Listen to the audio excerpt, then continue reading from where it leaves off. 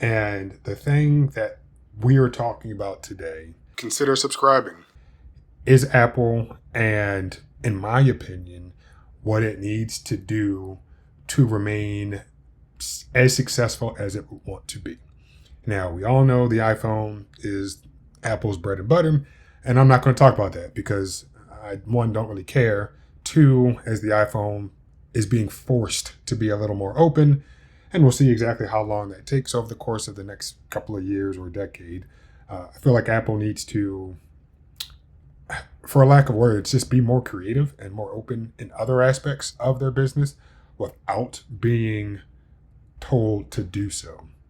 So first thing we're going to do is we're going to listen to a bit of what the Verge cast crew has to say, and then we'll go along some of my tabs up at the top of the page. So let's go ahead and see what they have to say briefly, and then I'll be right back.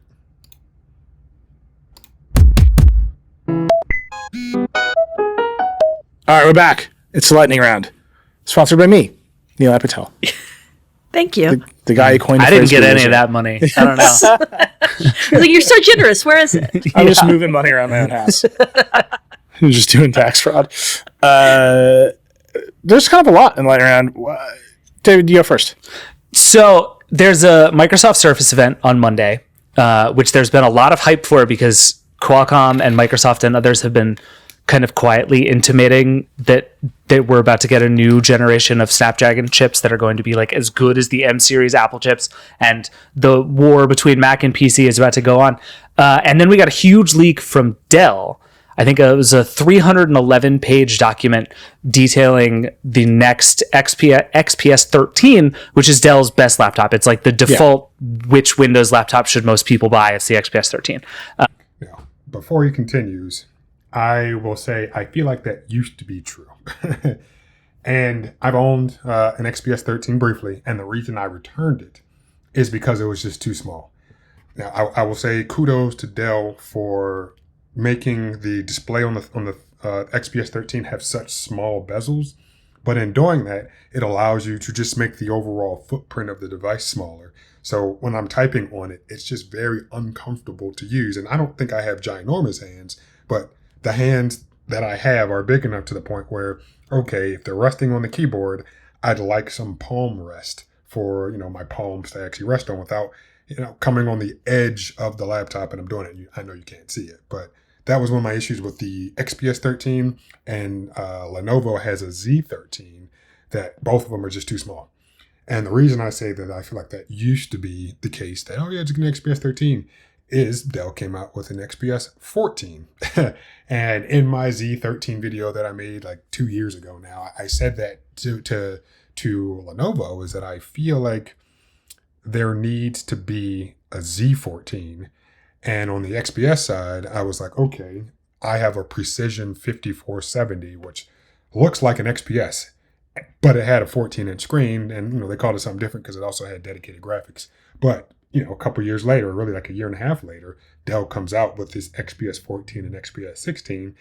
And of course, it wasn't them listening to me or even really probably listening to anybody else who I also saw compare the Precision to the XPS and call it a 14-inch XPS. I think it really is just the Mac. So we have a 13-inch MacBook Air and 15, but whatever. But then we also have the 14 and 16-inch MacBook Pros.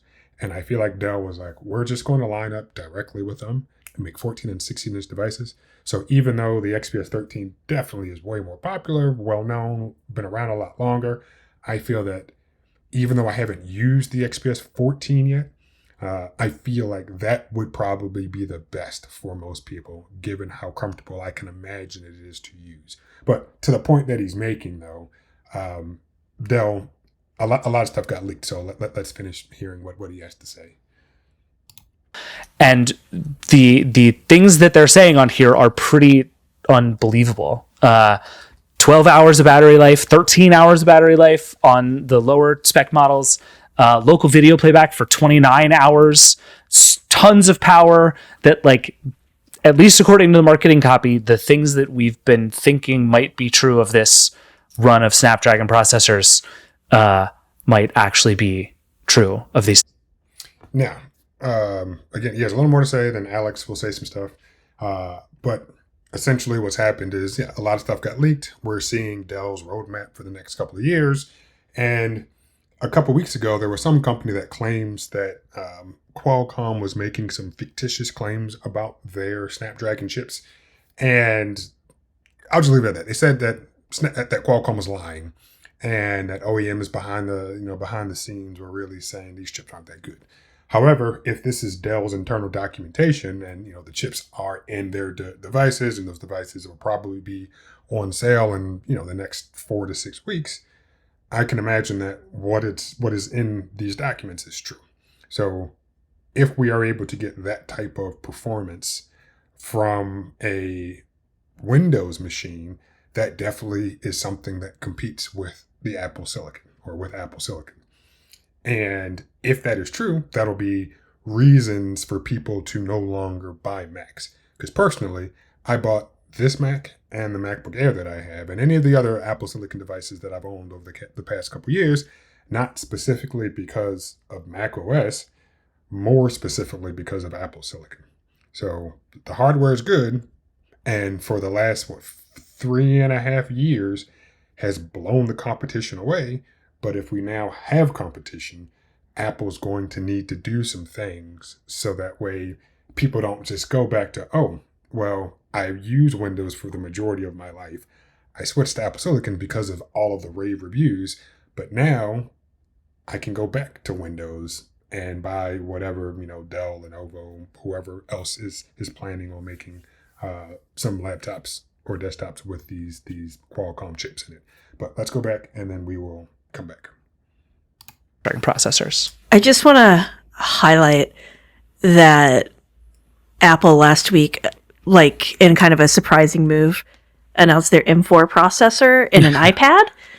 And I don't think that's an accident, right? Like Neela, you were talking earlier about how a lot of these things are for Wall Street. Apple did it for Wall Street because it is very aware that this is happening right now. Yeah. So the point of what she's saying, and we're not going to go back to everything that we're talking about in the rest of the episode. It was just companies will do things, and earlier they were talking specifically about Google, to show their investors that, hey, we got this. Okay, yeah, there might be some competition right now, but what we have is far better than whatever the competition either is releasing, about to release, or is whatever contemplating. So here is, after 3.5, almost 4 years, it will be Apple's first stint of real competition at the hardware level for the Mac. So personally, and as I said, I have this device, other devices, it's the hardware that does it, but I really don't care for Mac OS. I mean, it's too rigid. I just don't like it. And even, you can see my cursor right here. And the thing I hate the most is that up here, like, these buttons are just so small.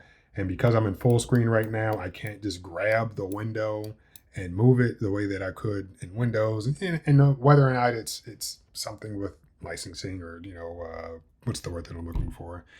Patent. I mean, I don't know. I think, because I really do think like the Microsoft Snap window thing was like a patented thing, and Mac OS can do it. But there's just a lot of things that personally I've never been a fan of in Mac OS. So if what Dell is saying is true, and all the other companies are saying is true, then yeah, I have absolutely no reason to keep at least that MacBook Air, because that simply is just a good screen, a good keyboard, and I'm good to go. And I surf the web. That's pretty much all I do on it. Occasionally I'll do some video editing, like really late stuff.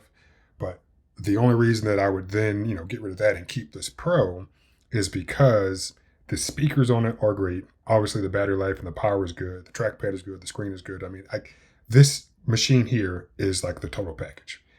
If I really felt comfortable, then yeah, I could just get rid of the 13-inch laptop and only use this. But personally, I feel like the 16-inch laptop is too big. I had a 14-inch one, which honestly is probably the perfect one. And I don't remember, I think I got rid of it because I had stopped video editing for a little bit. But anyway, the whole point I'm trying to say is that the operating system isn't keeping me. So if another company is able to produce hardware that is on par with this, then I have no reason to stay. Now, given Microsoft or Windows has, whatever percentage of the market, I feel that it's in Apple's best interest to make some changes. And not saying they'll see the same level of growth. And even though they saw a bunch of growth over the course of the last couple of years, a lot of that was just because of COVID. That, hey, everybody's working from home, people need laptops. Oh, what a coincidence. Apple just happened to release something that was pretty good. So let's buy those in addition to people buying Windows machines. So they saw a lot of growth. Cool. But there were a few things that I feel, and more that I probably can't even think of, but two that really just kind of stick out. One in particular, and the other one I happened to see an article, and I said, hey, that'd be kind of cool. But the first thing is boot camp. So if you don't know, boot camp is when the Mac, or we'll say Apple, allowed people to natively boot Windows on the Mac. And I'll say, I don't know who's the most responsible for making it work.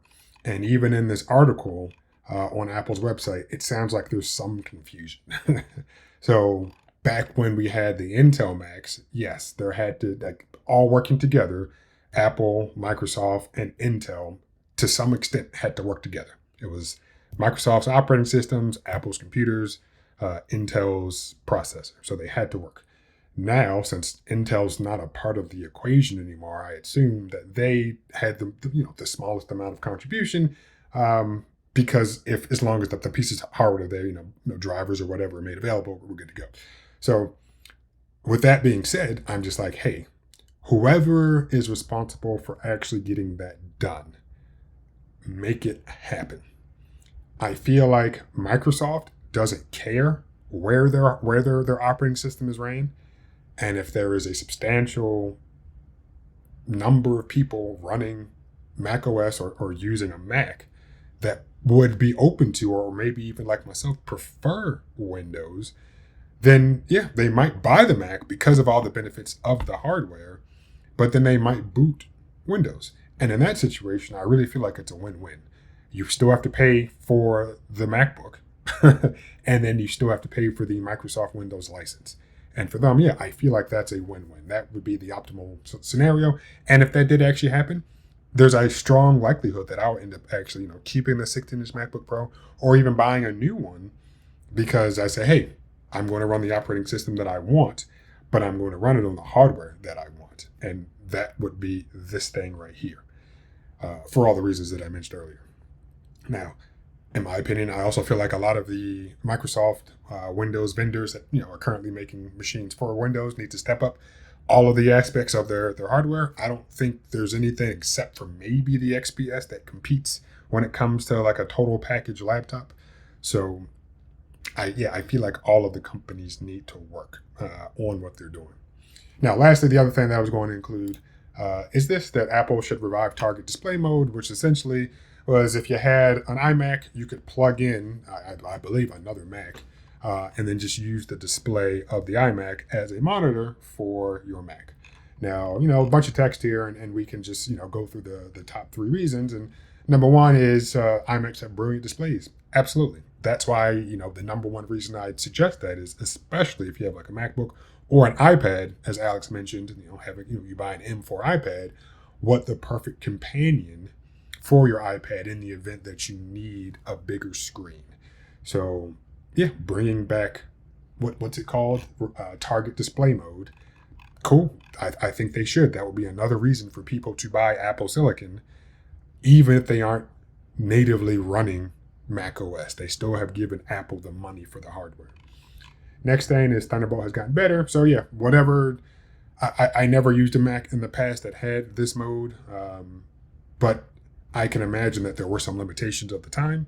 And now with Thunderbolt 3, 4, and 5 around the corner, if 5 hasn't already been released, whatever benefits come with those technological improvements, definitely this would be great. So it probably would be, okay, you plug your MacBook or Windows machine into the Mac or into the iMac and use these as like a hub or something, or connect your hub directly to one of the other USB-C ports, kind of like what I have right here. And then now you've vastly expanded the capabilities of whatever device you're using, because you not only just have the big monitor, now you have something that you can connect a hub to, and then you can just move the laptop as you see fit, and it would be a great user experience.